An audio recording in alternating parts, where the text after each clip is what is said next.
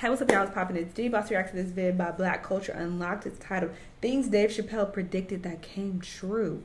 Okay, let's see exactly what he predicted in this vid. This is from the Chappelle show, probably. I don't know, let's watch. Only Dave Chappelle can do a 15-minute monologue on SNL and keep the people watching. No promo, no nonsense, just plain truth served as comedy. He can go through a minefield of taboo topics and make us laugh and think.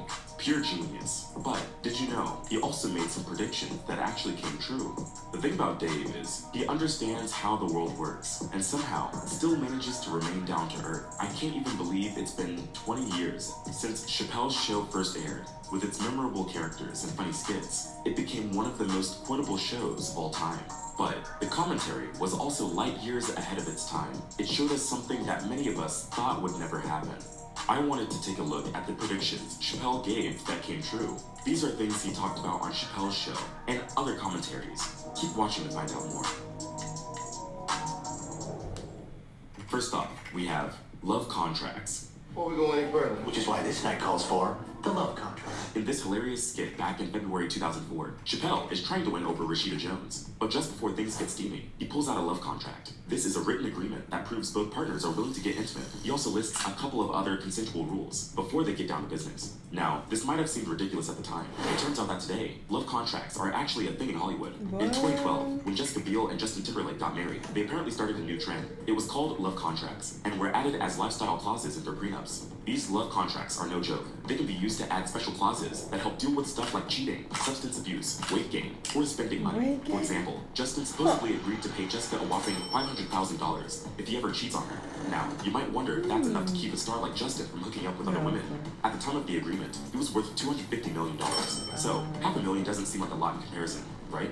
Jessica also has a huge net worth, which means that $500,000 isn't going to expand her budget too much. Other celebrities are on board with the whole love contract I'll still idea. take that. Sources from Vice say that Miley Cyrus got this whole contract thing going on. It's not just for marriage. But even before any guy can talk to her, from what the sources reveal, Miley makes these guys go through an interview with their assistant first. They also have to sign a non-disclosure agreement. Oh, and no phones or cameras are allowed during the meetup. But this love contract mess is not the only thing Dave Chappelle predicted. WuTang Clan and their unique marketing techniques. WuTang Financial will work with you to devise the best plan for you and your fam. In this funny skit, the RZA and GZA and the WuTang Clan Oh, my delivered goodness, one of hold the on. coolest advertisements ever seen for stocks and bonds. In a world ruled by cash, they made sure you didn't miss out on WuTang Financial to strengthen your portfolio. In 2014, the WuTang Clan made a big announcement about their secret double album called Once Upon a Time in Shaolin, which they've been working on for several years. But here's the twist. They will only produce a single physical copy, and it won't be available to the average consumer. Instead, they plan to take the album on a tour to galleries, museums, and other listening spaces. The only way to experience the album would be in one go. The goal was simple. The Clan argued that music was losing its value and meaning. To counter this, they came up with a radical idea that would restore the profound sense of engagement and appreciation for music. This decision meant that the album would forever remain an exclusive and extraordinary work of creativity, skill, and artistry. Here's another phenomenon that Chappelle predicted. Anyone that hits the like button and subscribes to the channel will have good luck for the rest of the year. So if you want good luck, make sure you do that right now. Big Dave predicted it, so it must come true. Coming up, we have Me Too movement. Chappelle sparked controversy with his fourth Netflix special, The Bird Revelation, released in December 2017. In the special, he made jokes about Louis C.K. and their sexual misconduct allegations. Chappelle acknowledged that what those men did was wrong, but he also expressed his reservations about the approach of the #MeToo movement. He argued that while fear might initially make the bad guys cautious, it wouldn't lead to lasting peace. I don't think you're wrong. I just think that you can't make a lasting peace this way. You got all the bad guys scared. And that's good. But the minute they're not scared anymore, it will get worse than it was before. Chappelle also predicted that it would be challenging for women to make progress in the aftermath of the movement. Unfortunately, his predictions seemed to come true. Since The Bird Revelation came out, a number of states passed strict abortion laws. In many of these states, abortion is prohibited once a heartbeat is detected, often as early as 6 weeks into pregnancy. This is a time when many women don't even know they are pregnant. Next on our list, Chappelle predicted Ja Rule. Chappelle was spot on when he talked about people looking for answers from celebrities beyond just entertainment. He addressed this in his show, For What It's Worth, mentioning an incident after 9/11 when MTV asked Ja Rule for his thoughts on the tragic event. Chappelle mocked the idea, questioning who would care about Ja Rule's opinion at such a serious time.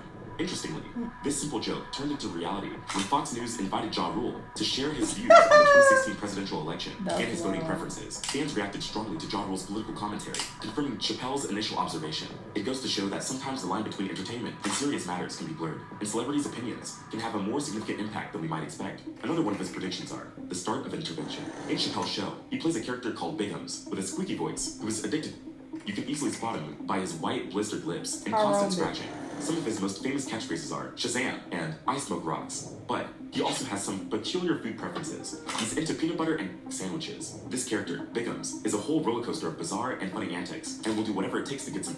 This skit was a lot more dramatic, which was rarely seen on TV at the time. But somehow, the skit predicted that this type of show would be a hit. 2 years after this skit, A&E launched an American documentary series called Intervention. The series follows people who are dependent on drugs, alcohol, or both. During the intervention, the addict is given an ultimatum: go to an inpatient facility or risk losing some forms of privileges like income, contract, or something else. Most episodes focus on average people, but has also featured some celebrities over the years. What made the show stand out is that the producers typically did a follow-up a while later to see how the individual overcame the addiction and what they are doing with their life. The TV series, Intervention, had a significant impact on how we, as a society, perceive addiction and recovery. It's been quite beneficial in raising awareness about the widespread disease of addiction, which affects almost 21 million Americans. Unfortunately, just 2% of them get treatment. Through Intervention, viewers get a glimpse of the struggles addicts face to commonly abuse drugs and what active addiction really looks like. It's eye-opening and helps us understand the challenges people go through. It gives people insights on how to properly step in and suggest treatment, which is so crucial. I mean, I'm sure there are crackheads on the show, but I'm just also saying, gives us a trying quick to. look at another prediction: the energy drinks with a special ingredient. In this parody of a Red Bull commercial, Biggums is advertising Red Bulls, an energy drink that's filled with drugs. This unusual product gives him superhuman strength and listening abilities. Once he gulps it down, he gains this unbelievable power and manages to lift a whole bus to retrieve a coin stuck underneath. Many years later, in 2015, a man got busted for selling energy drinks filled with. Jasper June from Boone County is a 72-year-old person who got arrested for making and selling homemade energy drinks. These drinks contain which is a strong stimulant. The police raided June's tree fort and found about 25 2-liter bottles of his energy drink in a cinder block pump house Why would you on the drink property. that? June became a suspect when he sold You 4 won't. bottles to some high school girls. You gonna fucking buy an energy drink from a nigga who look like this? June became a suspect. You deserve whatever is coming to you if you buy, and it's $20 at that for a fucking 2-liter. If you buy some shit off this nigga for $20 and actually drink it, you deserve everything. When he sold 4 bottles to some high school girls. Sadly, after drinking the energy drinks, these girls ended up in the hospital with internal bleeding. I'm sorry. Concerned At parents contacted at the high authorities, school age, leading you to his should know arrest. better. Energy drinks have long had a That bad is reputation. ridiculous. According to a study from Purdue University, consuming highly caffeinated alcoholic drinks But can obviously cause he does changes in the need to teenage go to brain. jail. These changes are quite similar to those caused by and can last into adulthood.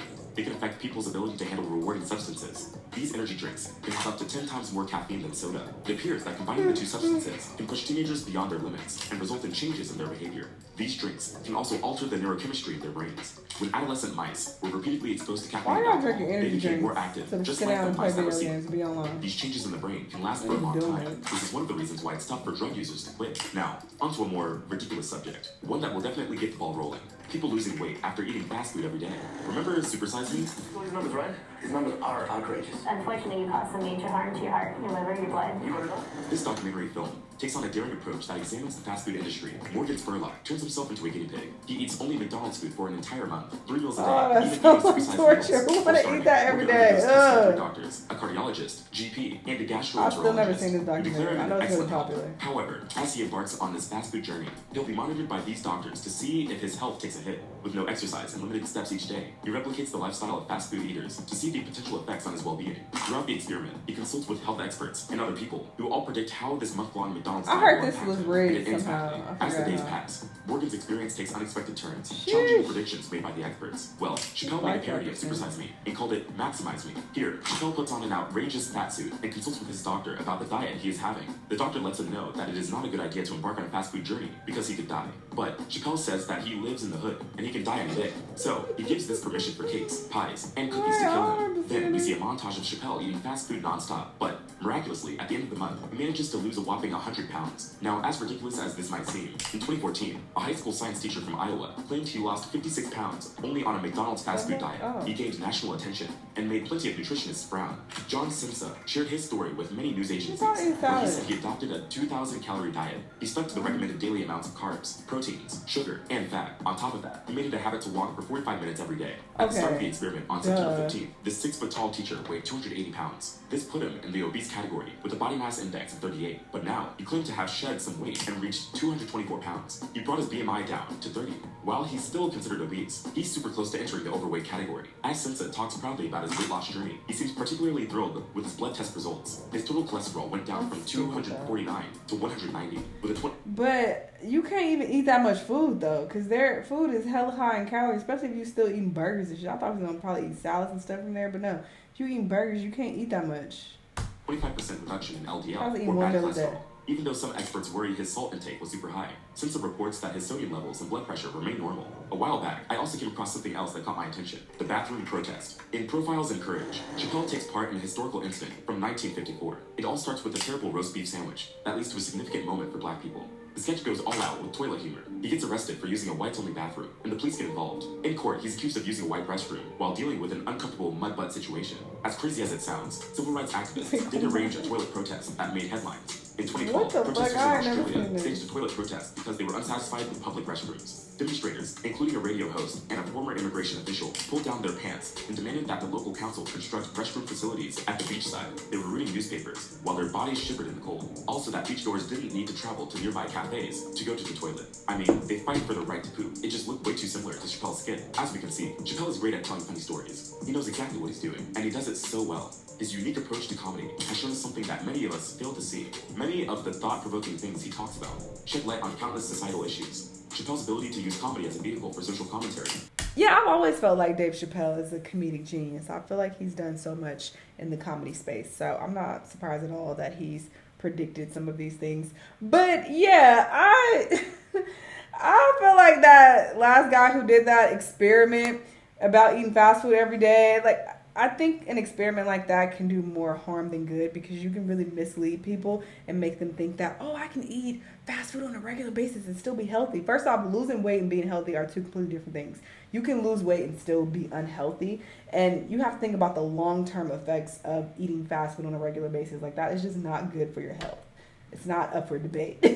Like, it's been studied for decades. It's terrible for you. So to be like, oh, look, I'm losing weight and like my blood work is good, like, for now, but that's not something to sustain at all. And you have to think about how much food he's eating. If you're still eating burgers and fries and shit, you're not able to even eat that much food. And then where are the vegetables? Like, it's just, I don't like that at all. And like I said, I feel like he can really mislead people and like do more harm than good for people who are not as educated about nutrition and whatnot. But whatever, niggas is stupid. Y'all let me know what y'all think though. Let me know what other videos you want to watch, and I'll see y'all on the next one. Bye.